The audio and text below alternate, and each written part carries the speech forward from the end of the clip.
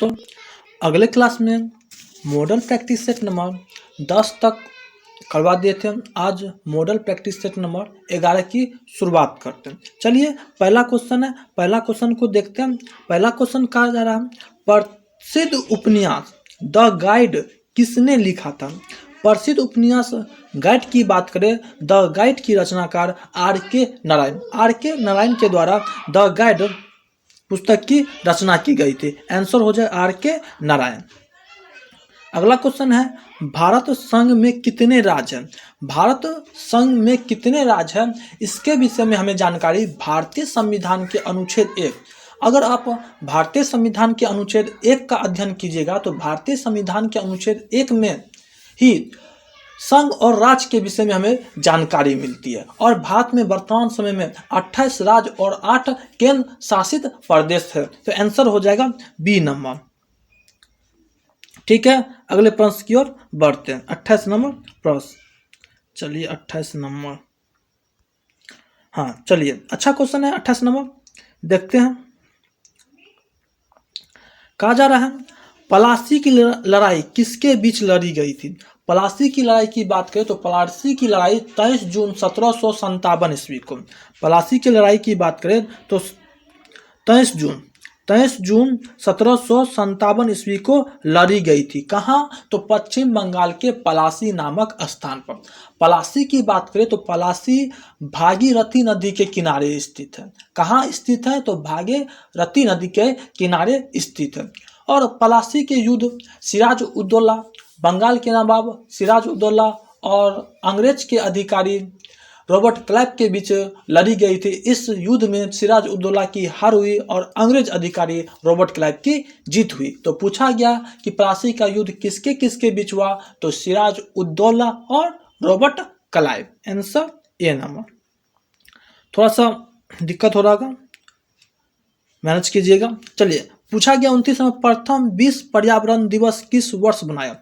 प्रथम विश्व पर्यावरण दिवस की बात करें तो संयुक्त राष्ट्र संघ के द्वारा, संयुक्त राष्ट्र संघ के महासभा द्वारा 1972 ईस्वी में 5 जून 1972 ईस्वी में पर्यावरण दिवस बनाने का निर्णय लिया गया। लेकिन पर्यावरण दिवस, प्रथम विश्व पर्यावरण दिवस 1973 ईस्वी से बनाए जाने लगा। तो आंसर हो जाएगा 1973। अगला है, वायु के तापमान में परिवर्तन से ध्वनि का निम्नलिखित में से कौन सा गुण प्रभावित होता है? तो आंसर हो जाएगा तरंगदैर्घ्य। चलिए, कहा जा रहा है, द्रव्यमान m और वेग a की एक गोली द्रव्यमान m के लकड़ी के बड़े ब्लॉक में दागी जाती है, सिस्टम का अंतिम वेग क्या होगा? तो आंसर होगा बी नंबर। चलिए, कहता है, मृदा रहित कृषि को क्या कहते हैं? जहां मृदा नहीं हो, मतलब मिट्टी नहीं हो, वहां की कृषि को क्या कहेंगे? जल संवर्धन। Answer A number. अगला प्रश्न है, सरकार के संसदीय रूप का विचार कहां से लिया, मतलब संसदीय प्रणाली कहां से ली गई? बात किया जाए, जब हमारा संविधान, भारतीय संविधान का निर्माण हो रहा था तो संविधान सभा द्वारा ने 13 बड़े समिति की स्थापना की गई और अलग अलग समिति का अलग अलग संविधान बनाने में अपना योगदान था।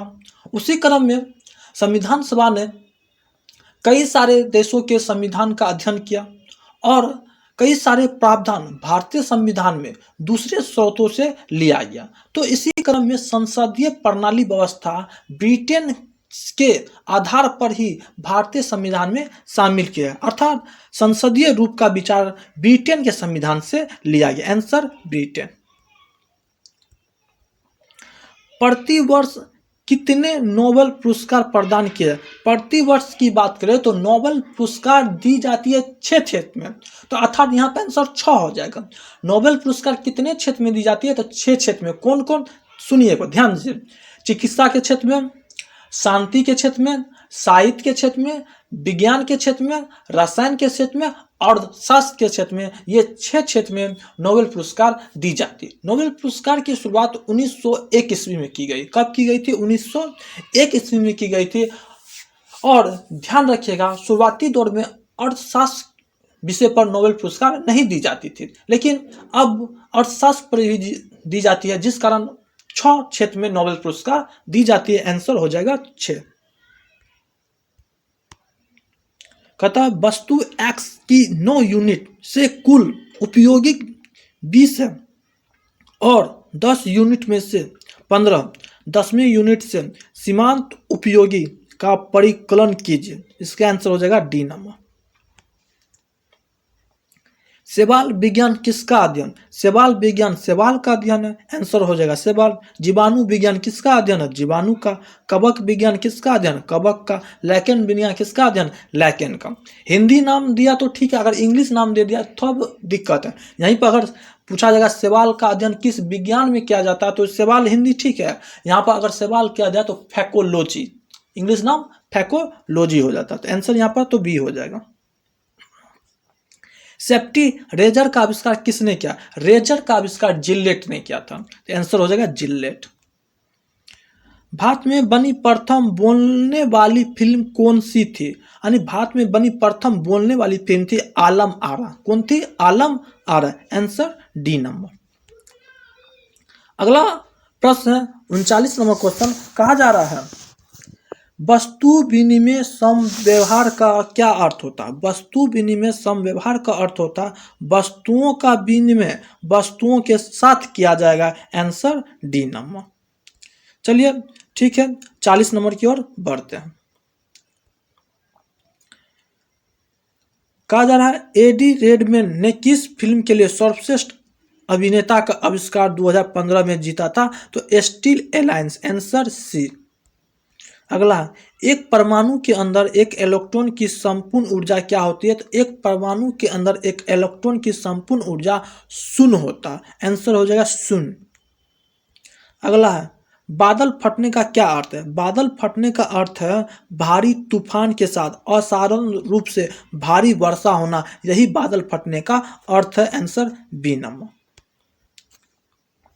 अगला है किस दिन विश्व एड्स दिवस मनाया? विश्व एड्स दिवस की बात करें तो विश्व एड्स दिवस 1987 ईस्वी से मनाया, यानी 1987 ईस्वी से ही विश्व एड्स दिवस की शुरुआत हुई और 1 दिसंबर 1987 ईस्वी से विश्व एड्स दिवस मनाई जा रही है। आंसर हो जाएगा 1 दिसंबर।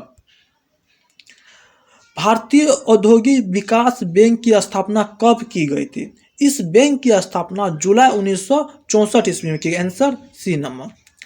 तरंगों का तीव्रता अनुपात 25:9 है, उनके विस्तार का अनुपात क्या होगा?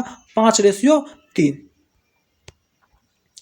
निम्नलिखित में से किस मेमोरी को प्रति सेकंड कई मदों को नवीनीकृत करना चाहिए? तो डोमेनिक रैम। Answer B number. अकबर का प्रसिद्ध राजस्व मंत्री कौन था? अकबर का प्रसिद्ध राजस्व मंत्री टोडरमल था। कौन था? टोडरमल। और अकबर के पिता थे हुमायूं। अगला, मंगल की परिक्रमा कक्षा में जाने वाले प्रथम एशियाई देश का नाम बताएं। यानी मंगल के परिक्रमा कक्षा में जाने वाला प्रथम एशियाई देश अपना देश भारत था। Answer D.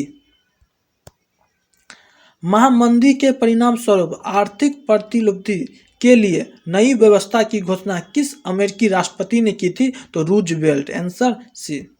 50 नंबर। प्रकाश का वेग है, प्रकाश का वेग कितना होता है? तो प्रकाश का वेग 3 × 10⁸ मीटर पर सेकेंड होता है। प्रकाश के वेग की खोज रोमर नामक वैज्ञानिक के द्वारा 1666 ईस्वी में की गई थी। Answer D number.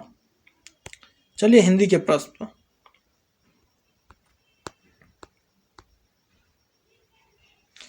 हिंदी के प्रश्न है 76 नंबर से। निम्नलिखित में से कौन सा शब्द पुल्लिंग है? पुल्लिंग शब्द चुनना, तो कपट पुल्लिंग शब्द। Answer A. गीदड़ का स्त्रीलिंग क्या है? तो गिदड़नी।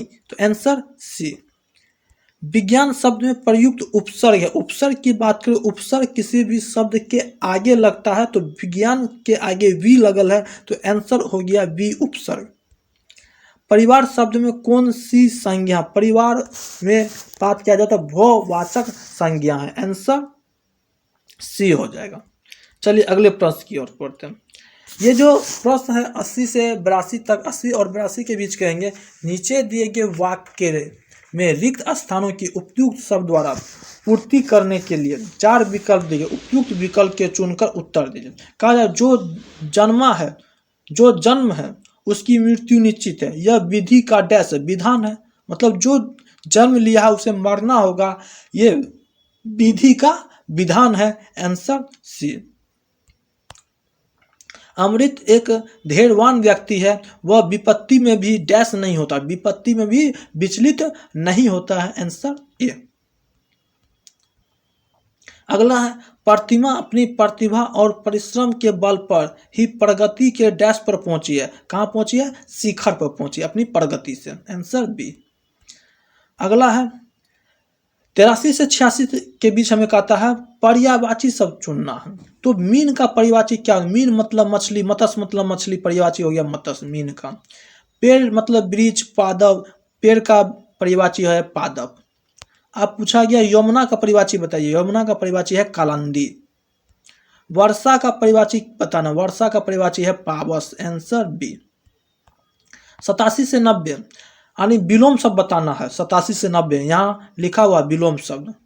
चलिए देखते हैं।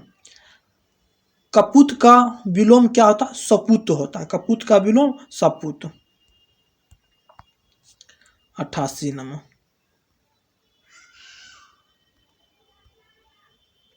88 नंबर कह रहा है क्रोध, मतलब क्रोध का उल्टा क्या होगा? क्षमा करना। आंसर क्या हो जाएगा? A number.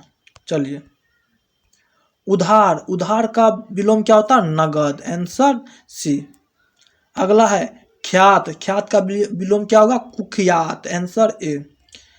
कहा जा रहा है जिसका जन्म पहले हुआ हो के लिए एक शब्द होगा, जो पहले जन्म ले रहा उसका वाक होता है अग्रज। अग्रज। तत्सम शब्द है, इसमें तत्सम शब्द चुनना, इसमें सब तत्सम शब्द है चर्म। दामन शब्द का समानार्थी होगा। दामन शब्द का हमको पर्यायवाची सुनना, मतलब इसका आंसर होगा आंचल। हाथ ऊंचा होने का अर्थ क्या होता है? हाथ ऊंचा होने का अर्थ होता है दान आदि के लिए मन में उदारता का भाव। Answer B. अगला है खाद खाए खेत जुलाए पीटा जाए का अर्थ क्या है? इसका सही अर्थ है किसी के कर्म की सजा अन्य को मिला, मतलब किसी की गलती की सजा किसी दूसरे को मिल गया। Answer C. अगला है हमें पर्याय चुनना, मतलब पर्यायवाची चुनना। तलवार का पर्यायवाची क्या होता है? चंद्रहास होता है। Answer A. इसमें हमें विलोम शब्द चुनना। निरक्षर का विलोम होता है समझकर। अगला 98 से 100 तक आपका गद्यांश है, पढ़ के आप खुद बनाइएगा और आपको PDF भेज दिया गया, आप कमेंट कीजिएगा किसका क्या आंसर होगा। चलिए मिलते हैं 12वां सेट में, तब तक के लिए आप सबों का धन्यवाद।